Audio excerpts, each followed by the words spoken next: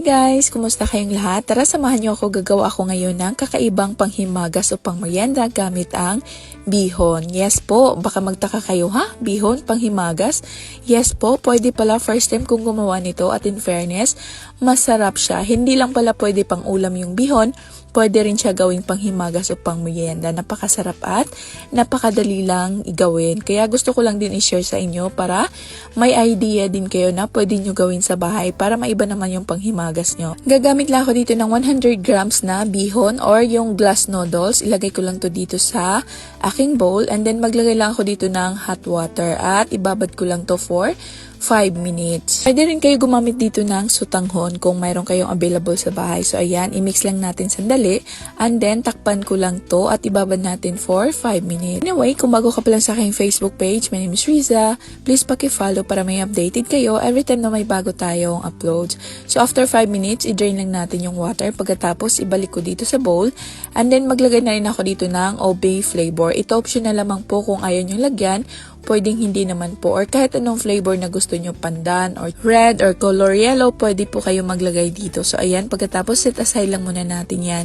So dito naman para sa liquid ingredients, maglagay lang ako dito ng 300 ml na coconut milk, tapos maglagay ako ng 6 tablespoon na sugar, 3 tablespoon cornstarch, 3 tablespoon na rice flour, and then kunting salt, and then paghalo-haloin lang natin to until ma-dissolve yung cornstarch at saka yung rice flour. Pagkatapos ilagay lang natin dito sa frying pan, ayan, and then pakuluin lang natin sandali and ilagay na natin dito yung noodles, glass noodles or bihon natin. Ayan, ilagay lang natin dito, tapos keep mixing lang tayo at lulutuin lang natin to for few minutes until magiging thick na to. Yung sugar po dito, pwede po kayo mag-add kung gusto nyo pa po mas matamis or pwede rin condensed milk ang ilagay nyo dito. Tell me where you're watching from and comment kayo sa baba kung taga saan kayo para next video natin ma-shoutout ko yung pangalan nyo. Ayan, okay na po to. Naging thick na po. Ayan, parang dough na siya. So, turn off na natin ang stove. Pagkatapos, ilagay ko lang dito sa aking baking pan na circle. Pwede rin pa square na baking pan. Depende na po kung ano available nyo sa bahay. And then, spread lang natin evenly. Ayan, pagkatapos ko na spread dito sa aking baking pan, ilagay ko lang to sa steamer. Nagpainit na ako ng water. Tapos, steam lang natin to for 18 minutes. After 18 minutes, ayan na, luto na siya. So, i-cool down lang muna natin to bago natin i-slice. After na cool down, pwede na natin to tanggalin sa ating molder. Tapos, i-cut lang natin sa size na gusto nyo. Punta muna tayo kay Anchita Joya from Cavite, Virgie Bagtela from Baguio City, Emma Manuevo from Marinduque. Maraming salamat po sa inyong panonood. Ingat po kayo.